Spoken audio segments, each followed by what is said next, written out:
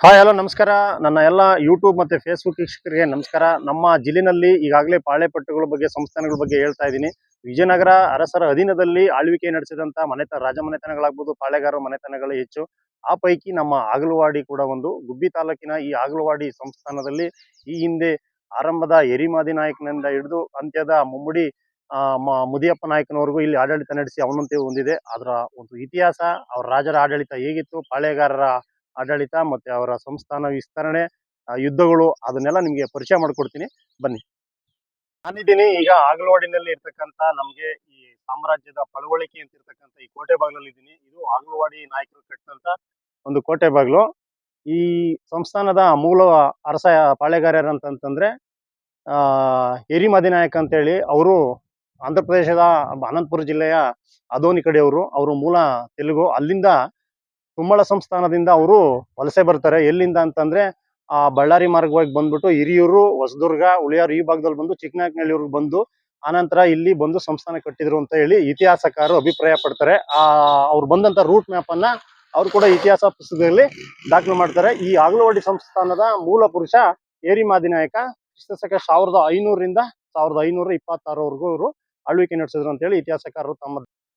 ಎರಿಮದಿನಾಯಕ ನಂತರ ಬಂದಿದ್ದು ಸಾಲಿನಾಯಕ ಅಧಿಕಾರಕ್ಕೆ. ಈ ಸಂಸ್ಥಾನದಲ್ಲಿ ಒಂದು ಪರಾಕ್ರಮ ಮತ್ತು ಉತ್ತಮವಾದಂತ ಆಡಳಿತ ನಡೆತಕ್ಕಂತ ನಾಯಕರಲ್ಲಿ ಅವರೊಬ್ರು ಕೂಡ. ಅವರು ಆರಂಭದಲ್ಲಿ ಎರೆಕಟ್ಟೆ ಗ್ರಾಮನ ಸ್ಥಾಪಿಸಿ ಅದನ್ನ ಪ್ರಮುಖ ಆಡಳಿತ ಕೇಂದ್ರವನ್ನಾಗಿ ನಿರ್ಮಾಣ ಮಾಡ್ಕೋತಾರೆ. ನಂತರ ಅವನು ವಿಜಯನಗರ ಅರಸರ ಕೃಷ್ಣದೇವರಾಯನ ಅರಸರ ಸಮಕಾಲೀನರಾಗಿರ್ತಾನೆ.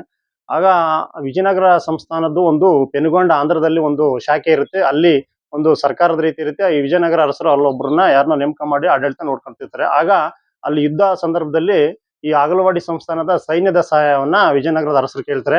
ಆಗ ಇವನು ಕೆಲವು ಷರತ್ತುಗಳನ್ನ ವಿಧಿಸ್ತಾನೆ ವಿಜಯನಗರ ಅರಸರಿಗೆ. ಆ ಯುದ್ಧದಲ್ಲಿ ನಾವು ಬಂದು ಭಾಗವಹಿಸ್ಬೇಕು ಅಂತಂದ್ರೆ ಇಲ್ಲಿ ಹೊಯ್ಸಳರ ಕಾಲದಲ್ಲಿ ಪ್ರಮುಖವಾಗಿ ಅಭಿವೃದ್ಧಿಗೊಂಡಿದ್ದಂತ ಶೆಟ್ಟಿಕೆರೆ ಮತ್ತೆ ಇನ್ನೊಂದು ಗ್ರಾಮವನ್ನ ನಮಗೆ ಕೊಡ್ಬೇಕು ಅಂತ ಹೇಳಿ ಷರತ್ತನ್ನ ಹಾಕೊಂಡು ಹೋಗ್ತಾರೆ. ಆದ್ರೆ ಅಂತಿಮವಾಗಿ ಆ ಪೆನುಗೊಂಡ ಯುದ್ಧದಲ್ಲಿ ಆ ವಿಜಯನಗರ ಸೈನ್ಯ ಸೋತ್ ಬಿಡುತ್ತೆ. ಆದ್ರೂ ಕೂಡ ಆ ಕಡೆಯಿಂದ ಬರ್ತಾ 12 ಆನೆ ಮತ್ತೆ ಒಂದಷ್ಟು ಸೈನ್ಯವನ್ನ ತೆಗೆದುಕೊಂಡು ಬಂದ್ಬಿಟ್ಟು ಸಾಲಿನಾಯಕರು ಈ ಆಗಲವಾಡಿ ಸಂಸ್ಥಾನವನ್ನ ಮತ್ತಷ್ಟು ವಿಸ್ತಾರವಾಗಿ ಸ್ಥಾಪನೆ ಮಾಡಕ್ಕೆ ಆ ಸೈನ್ಯ ಕೂಡ ನೆರವಾಯಿತು ಅಂತ ಹೇಳಿ ಇತಿಹಾಸಕಾರರು ತಮ್ಮ ಪುಸ್ತಕಗಳಲ್ಲಿ ದಾಖಲು ಮಾಡಿದ್ದಾರೆ. ಈ ಸಾಲಿನಾಯಕನ ನಂತರ ಅಧಿಕಾರಕ್ಕೆ ಬಂದಿದ್ದು ಭೈರಪ್ಪ ನಾಯಕ. ಈ ಭೈರಪ್ಪ ನಾಯಕ ಆರಂಭದಲ್ಲಿ ಯಾವುದೇ 10 ವರ್ಷ ಯಾವುದೇ ಯುದ್ಧ ಅದನ್ನೆಲ್ಲ ಮಾಡ್ಲಿಲ್ಲ. ಯುದ್ಧದಲ್ಲಿ ಶಾಂತಿಯುತವಾಗಿ ಆಡಳಿತ ನಡೆಸ್ಕೊಂಡು ಹೋಗ್ತಿದ್ದ.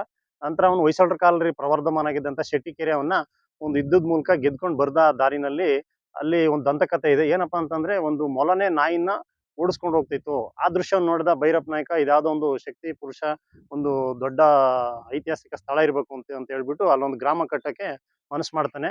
ಆಗ ಅಲ್ಲಿನ ಆ ಭೂಮಾಲೀಕರನ್ನ ಅನುಮತಿ ಕೇಳ್ಕೊಂಡು ಅವರು ಒಂದು ಷರತ್ತು ಹಾಕ್ತಾರೆ, ಭೂಮಿ ಕೊಡ್ತೀವಿ ಆದ್ರೆ ನಮ್ಮ ಹೆಸರನ್ನ ಇಡಬೇಕು ಅಂತ ಹೇಳಿ ಹೇಳ್ತಾರಂತೆ. ಅವರು ಒಬ್ರಲ್ಲಿ ಚಿಕ್ಕನಾಗ ಅಂತ ಇರ್ತಾನೆ. ಸೊ ಅಲ್ಲಿ ಗ್ರಾಮವನ್ನ ನಿರ್ಮಾಣ ಮಾಡಿದಾಗ ಅದಕ್ಕೆ ಚಿಕ್ಕನಾಗನಹಳ್ಳಿ ಅಂತ ಹೇಳಿ ಒಂದು ಹೆಸರನ್ನ ಕೂಡ ಈ ಭೈರಪ್ಪ ನಾಯಕರು ಇಟ್ಬಿಟ್ಟು ಅದು ಪ್ರವರ್ಧಮಾನಕ್ಕೆ ಬಂದಾಗ ಚಿಕ್ಕನಾಯಕನಹಳ್ಳಿ ಆಯ್ತು ಅಂತ ಹೇಳ್ತಾರೆ. ಅದು ಇತಿಹಾಸ ಪುಸ್ತಕಗಳಲ್ಲಿ ದಾಖಲಾಗಿದೆ. ಈ ರೀತಿ ಈ ಆಗಲವಾಡಿ ಪಾಳೆಗಾರರು ಒಬ್ಬರಿಂದ ಒಬ್ಬರಿಗೆ ಸಂಸ್ಥಾನವನ್ನು ವಿಸ್ತಾರ ಮಾಡ್ಕೊಂಡು ಹೋಗ್ತಾರೆ. ನಮ್ಮ ಈಗ ಆಧುನಿಕ ತುಮಕೂರು ಜಿಲ್ಲೆನಲ್ಲಿ ಗುಬ್ಬಿ ಮತ್ತೆ ಚಿಕ್ಕನಾಯಕನಹಳ್ಳಿ, ತಿಪ್ಟೂರು ಈ ಕಡೆವರೆಗೂ ತುಂಬಾ ವಿಸ್ತಾರವಾಗಿ ಸ್ಥಾಪನೆ ಮಾಡಿದ್ರು. ನಮ್ಮ ಭಾಗದಲ್ಲಿ ಆಗಲವಾಡಿ, ಮಂಚಲ್ದೊರೆ, ಹೊಸಕೆರೆ, ತ್ಯಾಗಟೂರು, ಎಮ್ಮೆನ್ ಕೋಟೆ ಈ ಭಾಗದಲ್ಲೆಲ್ಲ ಆಗಲವಾಡಿ ಪಾಳೆಗಾರರದು ಒಂದು ಸಾಮ್ರಾಜ್ಯ ವಿಸ್ತಾರವಾಗಿತ್ತು. ಬೇರೆ ಜಿಲ್ಲೆಗೆ ನಾವು ಹೋದಾಗ ಈಗಿನ ಹಾಸನದ ಚನ್ನರಾಯಪಟ್ಟಣ, ನುಗ್ಗೇಹಳ್ಳಿ ಮತ್ತೆ ಮಂಡ್ಯ ಜಿಲ್ಲೆಯ ಬೆಳ್ಳೂರು ಇಲ್ಲಿವರೆಗೂ ಕೂಡ ಹೀಗೆ ಆಗಲವಾಡಿ ಸಂಸ್ಥಾನ ಅತ್ಯಂತ ವಿಜೃಂಭಣೆಯಿಂದ ವಿಸ್ತಾರವಾಗಿ ಹಬ್ಕೊಂಡು ಯಶಸ್ವಿಯಾಗಿ ಆಡಳಿತ ನಡೆಸ್ತಿರ್ತಾರೆ. ಎರಿಮದಿನಾಯಕನಿಂದ ಕೊನೆಯ ಮುಮ್ಮಡಿ ಮುದಿಯಪ್ಪ ನಾಯಕನವರೆಗೂ ಈ ಸಂಸ್ಥಾನ ಆಡಳಿತ ನಡೆಸ್ಕೊಂಡು ಬರ್ತಾ ಇರುತ್ತೆ. ಸಾಮಾಜಿಕವಾಗಿ ಮತ್ತೆ ಸಾಮಾಜಿಕ ನ್ಯಾಯ ಈ ರೀತಿಯೆಲ್ಲ ಆಡಳಿತ ನಡೆಸ್ಕೊಂಡು ಬಂದಾಗ ಕೊನೆಯದಾಗಿ ಮೈಸೂರು ಸಂಸ್ಥಾನದಲ್ಲಿ ಹೈದರಾಲಿ ಪ್ರವರ್ಧಮಾನಕ್ಕೆ ಬಂದ ನಂತರ ಯಥಾ ಪ್ರಕಾರ ನಮ್ಮ ಹೈದರಾಲಿ ಟಿಪ್ಪು ಸುಲ್ತಾನ್ ಕಾಲದಲ್ಲಿ ಯಾವ ರೀತಿ ಸಣ್ಣ ಪಾಳೆಪಟ್ಟುಗಳು ಮತ್ತೆ ಈ ಸಂಸ್ಥಾನಗಳು ತಮ್ಮನ್ನು ವಶಪಡಿಸ್ಕೊಳ್ತಾರ, ಅದೇ ರೀತಿ ಈ ಆಗಲವಾಡಿ ಸಂಸ್ಥಾನವನ್ನು ಕೂಡ ದಿನೇ ದಿನೇ ಕಾಲಕ್ರಮೇಣ ಹೈದರಾಲಿ ವಶಪಡಿಸ್ಕೊಂಡು ತನ್ನ ಮೈಸೂರು ಸಾಮ್ರಾಜ್ಯಕ್ಕೆ ಈ ಆಗಲವಾಡಿ ಸಂಸ್ಥಾನವನ್ನ ಸೇರಿಸ್ಕೊಂತಾನೆ. ಇವ್ರ ಕಾಲದಲ್ಲಿ ಅಮರನಾಯಕ ಸಿಸ್ಟಮ್ ಅಂತ ಒಂದು ಇರುತ್ತೆ. ಏನಪ್ಪಾ ಅಂತಂದ್ರೆ ಈ ಆಗಲವಾಡಿ ನಾಯಕರನ್ನ ಎಲ್ಲಾರು ಇತರೆ ನಾಯಕರನ್ನಾಗಿಸ್ಕೊಂಡು ವಿಜಯನಗರ ಅರಸರಿಗೆ, ಅಂದ್ರೆ ಇವರು ಅಧೀನದಲ್ಲಿ ಇರ್ತಾರಲ್ಲ ಅವರಿಗೆ ಈ ಎಲ್ಲಾ ನಾಯಕರುಗಳು ಒಂದ್ ರೀತಿ ಸೇವೆ ಮಾಡಿಸ್ತಿರ್ತಾರೆ. ಮತ್ತೆ ವಿಜಯನಗರ ಸಾಮ್ರಾಜ್ಯಕ್ಕೆ ಇವರು ಒಂದ್ ರೀತಿ ಆಧಾರ ಸ್ತಂಭಗಳ ತರ ಇರ್ತಾರೆ. ಮತ್ತೆ ಈ ತರದ ಒಂದು ವ್ಯವಸ್ಥೆಯನ್ನ ಮುಂದುವರ್ಸ್ಕೊಂತ ಈ ಎಲ್ಲ ಸಂಕೀರ್ಣ ವ್ಯವಸ್ಥೆಗೆ ಅವತ್ತಿನ ಸಿಸ್ಟಮ್ ಅಲ್ಲಿ ಆಗಲವಾಡಿ ಪಾಳೆಗಾರರ ಕಾಲದಲ್ಲಿ ಅಮರನಾಯಕ ಪದ್ಧತಿ ಅಂತ ಕರಿತಿರ್ತಾರೆ. ಇದನ್ನ ನೀವು ತಾವು ಈ ಆಗಲವಾಡಿ ಸಂಸ್ಥಾನ ಈ ಪಾಳೆಗಾರರ ಇತಿಹಾಸವನ್ನು ಹೋದ್ರೆ ಆ ಇತಿಹಾಸ ಪುಸ್ತಕಗಳಲ್ಲಿ ಈ ಅಮರನಾಯಕ ಸಿಸ್ಟಮ್ ಬಗ್ಗೆ ತುಂಬಾ ಸ್ಪಷ್ಟವಾಗಿ ವಿವರವಾಗಿ ಈ ಆಗಲವಾಡಿ ಸಂಸ್ಥಾನದ ಆಡಳಿತದ ಕಾಲದಲ್ಲಿ ಈ ಜಮೀನುಗಳನ್ನ ಯಾಕೆ ಅಳಿತಿದ್ರು ಅಂತಂದ್ರೆ ಬೀಜವರಿ ಪದ್ಧತಿನಲ್ಲಿ ಮಾಪನ ಮಾಡ್ತಿದ್ರು. ಈಗ ನಾವೇನು ಎಕರೆ ಹೆಕ್ಟೇರ್ ಅಂತ ಹೇಳ್ತೀವಲ್ಲ, ಆಗ ಇದನ್ನ ಬೀಜವರಿ ಪದ್ಧತಿನಲ್ಲಿ ಅಳತೆ ಮಾಡ್ತಿದ್ರು. ಅದಕ್ಕಿಂತ ಹಿಂದೆ ಈ ಕಂಡ್ಗ ಮತ್ತೆ ಬಳ್ಳ ಈ ರೀತಿ ಜಮೀನನ್ನ ಅಳತೆ ಮಾಡ್ತಿದ್ರು. ಒಂದು ಕಂಡ್ಗ ಭೂಮಿ ಅಂತಂದ್ರೆ ಒಂದು ಕಂಡ್ಗವನ್ನ ಧಾನ್ಯವನ್ನ ಬಿತ್ತಕ್ಕಂತ ಒಂದು ಪ್ರಮಾಣ ಭೂಮಿ ಇರುತ್ತಲ್ಲ, ಅದನ್ನ ಕಂಡ್ಗ ಅಂತಿದ್ರು. ಬಳ್ಳ ಕೂಡ ಅದೇ ರೀತಿ. ಈ ಬೀಜವರಿ ಪದ್ಧತಿ ಕೂಡ ಅದನ್ನೇ ಹೋಲಿಕೆ ಆಗ್ಬಹುದು ಅಂತಕ್ಕಂಥದ್ದು ಇತಿಹಾಸಕಾರರ ಅಭಿಪ್ರಾಯ. ಮತ್ತೆ ಈ ಆಗಲವಾಡಿ ನಾಯಕರ ಆಡಳಿತದಲ್ಲಿ ಇಲ್ಲಿ ನಾಣ್ಯ ಕರೆನ್ಸಿ ಏನಿತ್ತಲ್ಲ, ಅದು ಪಣಂ ಅಂತ ಕರಿತಿದ್ರು. ಈ ವಿಜಯನಗರ ಅರಸರ ಕಾಲದಲ್ಲಿ ವರಾಹ, ಗಡ್ಯಾಣ ಮತ್ತೆ ಅಂತ ಆ ರೀತಿ ಕರಿತಿರಲ್ಲ, ಆ ರೀತಿಯಾಗಿ ಇಲ್ಲಿ ಆಗಲವಾಡಿ ಸಂಸ್ಥಾನದಲ್ಲಿ ಈ ಪಣಂ ಅಂತ ಹೇಳಿ ಈ ನಾಣ್ಯಕ್ಕೆ ಹೆಸರಿಟ್ಟಿದ್ರು ಅಂತ ಹೇಳಿ ನಮ್ಗೆ ದಾಖಲಾಗಿದೆ ಇತಿಹಾಸ ಪುಸ್ತಕದಲ್ಲಿ. ಮತ್ತೆ ಇಲ್ಲಿ ಈ ಜಮೀನುಗಳ ಗಡಿಕಲ್ಗಳನ್ನ ನಿರ್ಮಾಣ ಮಾಡ್ಬೇಕಾದ್ರೆ ಏನ್ ನಾವು ಬಾಂಧು ಅಂತ ಕರಿತೀವಲ್ಲ, ಅಳತೆ ಮಾಡ್ಬೇಕಾದ್ರೆ ಅದನ್ನೆಲ್ಲ ಆಗ ವಾಮನ ಮೂರ್ತಿ ಅಂತ ಶಿಲ್ಪಿ ಕಡ್ದಿರ್ತಕ್ಕಂಥ ಒಂದು ಕಲ್ಲುಗಳನ್ನ ತಮ್ಮ ಜಮೀನುಗಳ ಗಡಿಗಳಲ್ಲಿ ಗುರ್ಸ್ತಕ್ಕಂಥ ಒಂದು ಪದ್ಧತಿ ಇತ್ತು. ವಾಮನ ಮೂರ್ತಿಯನ್ನ ಕಡ್ದಿರ್ತಕ್ಕಂಥ ಕಲ್ಲುಗಳನ್ನ ಈ ಜಮೀನುಗಳನ್ನ ಗಡಿ ಕಲ್ಲುಗಳನ್ನಾಗಿ ಬಳಸ್ತಿದ್ರು ಅಂತಕ್ಕಂಥದ್ದು ನಮ್ಗೆ ಇತಿಹಾಸವನ್ನ ಓದಿದಾಗ ಅರಿವಾಗುತ್ತೆ. ನನ್ನ ಬಗ್ಗೆ ಗೊತ್ತಿರೋರಿಗೆ ಗೊತ್ತು, ನಾನು ಈಗಾಗಲೇ ಆಂಜನೇಯ ಭಕ್ತ ಅಂತ ನನ್ನ ಎಲ್ಲ ಸ್ನೇಹಿತರಿಗೆ ಗೊತ್ತು. ಇದು ಆಗಲವಾಡಿನಲ್ಲಿ ಇರ್ತಕ್ಕಂಥ ಹಿಂದೆ ರಾಜರು ಆಳ್ವಿಕೆ ಮಾಡ್ತಕ್ಕಂಥ ಸಂದರ್ಭದಲ್ಲಿ ಪಾಳೆಗಾರರು ನಿರ್ಮಾಣ ಮಾಡಿರ್ತಕ್ಕಂಥ ಆಂಜನೇಯ ಸ್ವಾಮಿ ದೇವಸ್ಥಾನ, ಅರಮನೆ ಆಂಜನೇಯ. ಇದನ್ನ ಈ ಸ್ವಾಮಿಯನ್ನ ಅಪ್ಪಣೆ ಕೇಳ್ಕೊಂಡೆ ಈ ಪಾಳೆಗಾರರು ಬೇರೆ ಸಂಸ್ಥಾನದ ಮೇಲೆ ರಾಜ್ಯ ವಿಸ್ತಾರ ಮಾಡ್ಕೊಂಬರ್ತಕ್ಕಂಥ ಸಂದರ್ಭದಲ್ಲಿ, ಯುದ್ಧ ಮಾಡಕ್ ಹೋದ ಸಂದರ್ಭದಲ್ಲಿ ಈ ಆಂಜನೇಯ ಸ್ವಾಮಿ ಅಪ್ಪಣೆಯನ್ನು ಪಡ್ಕೊಂಡು, ಆಂಜನೇಯ ಸ್ವಾಮಿ ಅಪ್ಪಣೆ ಆಯ್ತು ಅಂದ್ರೆ ಮಾತ್ರ ಯುದ್ಧಕ್ಕೆ ಹೋಗ್ತಿದ್ರು ಅಂತ ಹೇಳಿ ಅವರ ಪೂರ್ವಜರು ಮತ್ತೆ ಈಗಿನ ವಂಶಸ್ಥರು ಇಲ್ಲಿರ್ತಕ್ಕಂಥವ್ರು ಆಗಲವಾಡಿನಲ್ಲಿ ಅಭಿಪ್ರಾಯ ನಮ್ ಜೊತೆ ಹಂಚ್ಕೊಳ್ತಾ ಇದ್ದಾರೆ. ಈಗ ಆಗಲವಾಡಿ ಪಾಳ್ಯಗಾರರದ ವಂಶಸ್ಥರಾದಂತ ಕೃಷ್ಣಪ್ಪ ನಾಯ್ಕರು ಅವ್ರಿಗೆ ಆಗಲವಾಡಿನಲ್ಲಿ ಉಳ್ಕೊಂಡಿದ್ದಾರೆ. ಅವರು ಅವರ ತಮ್ಮ ಪೂರ್ವಜರ ಆಡಳಿತ ಇತಿಹಾಸ ಅವ್ರಿಗೆ ಗೊತ್ತಿದೆ. ಅದ್ರ ಪೂರ್ವಕವಾಗಿ ಅವ್ರದೊಂದಷ್ಟು ಹಳೆ ಕಾಗದ ಪತ್ರಗಳನ್ನು ಕೂಡ ಸಂರಕ್ಷಣೆ ಮಾಡಿದ್ದಾರೆ. ಇದ್ರ ಮೂಲಕನೇ, ಇದ್ರ ಆಧಾರವಾಗಿ ಇಟ್ಕೊಂಡೆ ಇಲ್ಲಿ ಸಂಸ್ಥಾನದ ಒಂದಷ್ಟು ಬರೆದಿರ್ತಕ್ಕಂಥ ಇತಿಹಾಸಕಾರರು ದಾಖಲೆಗಳನ್ನ ಸೃಷ್ಟಿ ಮಾಡಿದ್ದಾರೆ. ಈಗ ಅವ್ರ ಸಂಸ್ಥಾನದಿಂದ ಮುಂದೆ ಪೂರ್ವಜರ ಕತೆ ಇತಿಹಾಸನ ಕೃಷ್ಣಪ್ಪರು ಏನ್ ಹೇಳ್ತಾರೆ ಕೇಳೋಣ ಬನ್ನಿ. ಇವರು ಮೂಲತಃ ಯರಮದ ನಾಯಕ ಮೂಲ ಪುರುಷ.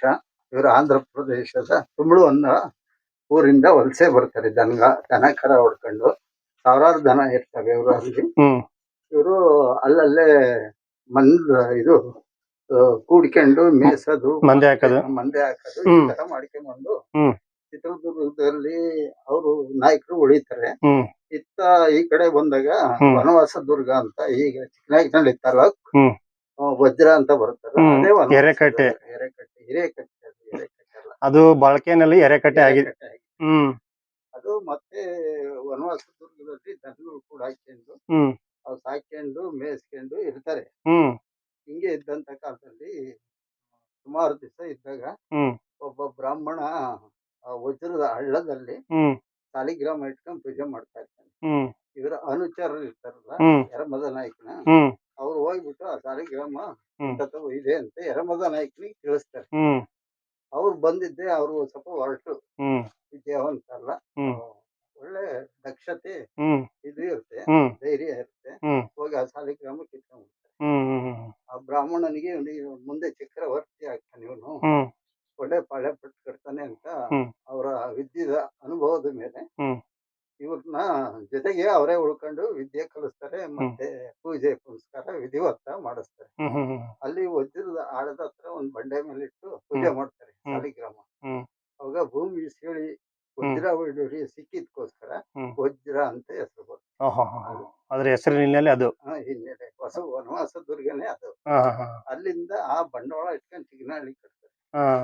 ಚಿಕ್ಕನಾಯಕನಹಳ್ಳಿಯಿಂದ ಆಗಲವಾಡಿ ಕಡೆ ಬೇಟೆ ಬಂದಾಗ ಮಲ ನಾಯನ್ನ ಹಿಮ್ಮೆಟ್ಸುತ್ತೆ. ಅವಾಗ ಇದು ಶತ್ರುಗಳನ್ನ ಹಿಮ್ಮೆಟ್ಸಂತ ಪ್ಲೇಸ್ ಇದು, ಒಂದ್ ಯಾವ್ದೋ ಇದು ಪವಾಡ ಭೂಮಿ ಹೇಳ್ಬಿಟ್ಟು ಇದನ್ನೇ ರಾಜಧಾನಿ ಮಾಡ್ತಾರೆ, ರಾಜ್ಯ ವಿಸ್ತಾರ ಮಾಡ್ತಾರೆ. ಆಗಲವಾಡಿ ಕೆರೆ ಮುದಿಯಪ್ಪ ನಾಯಕ ಕಲಮ್ಮು ಅಂತ ಕೊನೆಯಲ್ಲಿ ಗಳೆ ಕೆರೆ ಕಟ್ಟಿಸ್ತಾರೆ. ಕಲಮ್ಮು ಅಂತ ಅವ್ರದ್ದು ಗದ್ಗೆ ಇದೆ. ಹಿಂಗೆ ನಡ್ಕೊಂಡ್ ಬರ್ತಾ ಇದೆ. ಈಗ ನಿಮ್ಮ ಹತ್ರ ಸಂಸ್ಥಾನದಿಂದ ಯಾವ್ದಾದ್ರು ಶಸ್ತ್ರಾಸ್ತ್ರಗಳು ಆಯುಧಗಳು ಏನು ಉಳ್ಕೊಂಡಿಲ್ವಾ? ದೇವಸ್ಥಾನದಲ್ಲಿ ಅರಮನೆ ಆಂಜನೇಯ ಅಂತ ಅದ್ರಲ್ಲಿ ಪೂಜೆ ಮಾಡ್ತೀರಾ ಅಂತ ಕಾಲದಲ್ಲೇ ಅಲ್ಲಿ ಇಟ್ಟಿರೋದು ಅಲ್ಲೇ ಇದೆ. ಇದು ಪಾರಂಪರಿಕ ಹಿಂದಿಂದ ಬಂದಿರತಕ್ಕಂತ ಕಾಗದ ಪತ್ರಗಳು ನೀವು ಸಂರಕ್ಷಣೆ ಮಾಡ್ಕೊಂಡು ಬಂದಿದ್ದೀರಾ? ಉಳಿಸ್ತಾ ಇದ್ದೀವಿ. ಸರಿ. ನೋಡ್ಬೋದು ಅಗಲವಾಡಿ ಪಾಳ್ಯಗಾರದಲ್ಲಿ ಶಸ್ತ್ರಾಸ್ತ್ರಗಳು ಅಳಿದುಳಿದ ಶಸ್ತ್ರಾಸ್ತ್ರಗಳು ಇವು ಅಂತ ಹೇಳ್ಬೋದು. 2 ಕತ್ತಿ ಇದಾವೆ. ಅರಮನೆ ಆಂಜನೇಯ ದೇವಸ್ಥಾನ ಗುಡಿ ಸಾಕಷ್ಟು ಇದಾವ. ಇಲ್ಲಿ ನೋಡಂಗೆ ಒಂದು ವಿಜುವಲ್ ಮಾಡೋಣ.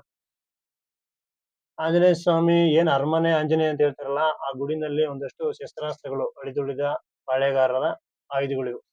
ಅವನ್ನ ಇನ್ನೂ ಜೋಪಾನವಾಗಿ ಅವ್ರ ವಂಶಸ್ಥರು ಕಾಪಾಡ್ಕೊಂಡು ಬಂದಿದ್ದಾರೆ. ಆಗಲ್ವಾಡಿ ಪಾಳೆಗಾರರು ಕರ್ನಾಟಕದಲ್ಲಿ ಆಳ್ವಿಕೆ ಮಾಡಿರ್ತಕ್ಕಂತ 77 ಪಾಳೆಪಟ್ಟಗಳಲ್ಲಿ ಆಗಲ್ವಾಡಿ ಸಂಸ್ಥಾನ ಒಂದು. ವಿಜಯನಗರದ ಅಧೀನದಲ್ಲಿ ಇದ್ದಂತ ಇವರು ಆ ಕಾಲಾನಂತರದಲ್ಲಿ ಸ್ವತಂತ್ರರಾಗಿ ಆಳ್ವಿಕೆಯನ್ನು ನಡೆಸಿದ್ರು. ಅದಾದ ನಂತರದಲ್ಲಿ ವಿಜಯನಗರದಷ್ಟು ಆರ್ಥಿಕವಾಗಿ ಸುಭಿಕ್ಷವಾಗಿಲ್ದಲೇ ಇರೋದ್ರಿಂದ ಇವರ ಆರ್ಥಿಕ ಇತಿಮಿತಿನಲ್ಲಿ ಅನೇಕ ಸ್ಮಾರಕಗಳನ್ನ ಇವರು ನಿರ್ಮಾಣ ಮಾಡಿದ್ದಾರೆ. ಚಿಕ್ಕನಾಯಕನಹಳ್ಳಿನಲ್ಲಿ ಪ್ರಸನ್ನ ರಾಮೇಶ್ವರ ಆಗಿರ್ಬೋದು, ಇಲ್ಲಿರ್ತಕ್ಕಂಥ ಸಂಕೇಶ್ವರ ದೇವಾಲಯ ಆಗಿರ್ಬೋದು, ಅನೇಕ ದೇವಾಲಯಗಳನ್ನ ಇವರು ನಿರ್ಮಾಣ ಮಾಡಿದ್ದಾರೆ. ಹೀಗೆ ಆಗಲವಾಡಿ ಸಂಸ್ಥಾನ ಆರಂಭದಿಂದ ಅಂತ್ಯದವರೆಗೂ ಒಂದ್ ರೀತಿ ಹೋರಾಟ ಮಾಡ್ಕೊಂಡೆ ಮತ್ತೆ ರೈತರಿಗೆ, ಇಲ್ಲಿನ ನಾಗರಿಕರಿಗೆ ಒಂದು ಆಡಳಿತನ ಕೊಟ್ಕೊಂಡ್ ಬಂದಿದ್ರು. ಈಗ ಅದು ಅವನತಿಗೊಂಡಿದೆ, ನಾಗರಿಕ ಪ್ರಪಂಚ ಬಂದಿದೆ, ಜವಾಬ್ದಾರಿಯುತ ಸರ್ಕಾರ ಬಂದಿದೆ. ಈಗ ಆ ಸಂಸ್ಥಾನದಲ್ಲಿ ಹಿಂದಿದ್ದಂತ ಕೋಟೆ ಆಗ್ಬೋದು, ಅವರ ಅವಶೇಷಗಳಾಗ್ಬೋದು, ಎಲ್ಲ ಒಂದ್ ರೀತಿ ಆಳ್ಗಡ್ವಿ ನಿಂತ್ಕೊಂಡಿದ್ದಾವೆ. ಇದಕ್ಕೆ ಸರ್ಕಾರ, ಪುರಾತತ್ವ ಇಲಾಖೆ ಆಗ್ಬೋದು, ಸರ್ಕಾರ ಆಗ್ಬೋದು, ಅವನ್ನ ಪಳವಳಿಕೆಯಾಗಿ ಉಳಿದುಕೊಂಡಿರ್ತಕ್ಕಂಥ ಕೋಟೆ ಕೊತ್ತಲಗಳನ್ನ ಉಳಿಸ್ಕೊಳ್ಳೋದು ಮತ್ತು ಸಂರಕ್ಷಣೆ ಮಾಡ್ಕೋತಕ್ಕಂಥ ಜವಾಬ್ದಾರಿ ಸರ್ಕಾರದ್ದು. ಇದನ್ನ ಇತಿಹಾಸವನ್ನ ನಮ್ಮ ಜಿಲ್ಲಾ ಪ್ರವಾಸೋದ್ಯಮ ಇಲಾಖೆಯವರೇನು ಅಗಲವಾಡಿಯನ್ನ ಒಂದು ಪ್ರವಾಸಿ ಸ್ಥಳವಾಗಿ ಕೂಡ ತಮ್ಮ ಇತಿಹಾಸದ ಪುಸ್ತಕಗಳಲ್ಲಿ ಮತ್ತೆ ಮಾರ್ಗಸೂಚಿಗಳಲ್ಲಿ ಗುರುತಿಸಿದ್ದಾರೆ. ಆದ್ರೆ ಇಲ್ಲಿ ಯಾವುದೇ ರೀತಿ ಅಭಿವೃದ್ಧಿ ಆಗಿಲ್ಲ. ಇಲಾಖೆಗಳು ಇನ್ಮುಂದಾದ್ರೂ ಸಂಬಂಧಪಟ್ಟರು ಈ ಅಗಲವಾಡಿ ಸಂಸ್ಥಾನದಲ್ಲಿರ್ತಕ್ಕಂಥ ಪಳವಳಿಕೆಗಳನ್ನ ಮತ್ತಷ್ಟು ಸಂರಕ್ಷಣೆ ಮಾಡಿ ಮುಂದಿನ ಪೀಳಿಗೆಗೆ ಉಳಿಸ್ಬೇಕಾಗಿ ನಾನು ವೈಯಕ್ತಿಕವಾಗಿ ಆ ಇಲಾಖೆಗಳಿಗೆ ಮನವಿ ಮಾಡ್ತೀನಿ ಹೇಳ್ತಾ ಈ ವಿಡಿಯೋನ ಮುಗಿಸ್ತಾ ಇದ್ದೀನಿ. ಮುಂದಿನ ವಿಡಿಯೋದೊಂದಿಗೆ ಸಿಗ್ತೀನಿ. ನಮಸ್ಕಾರ.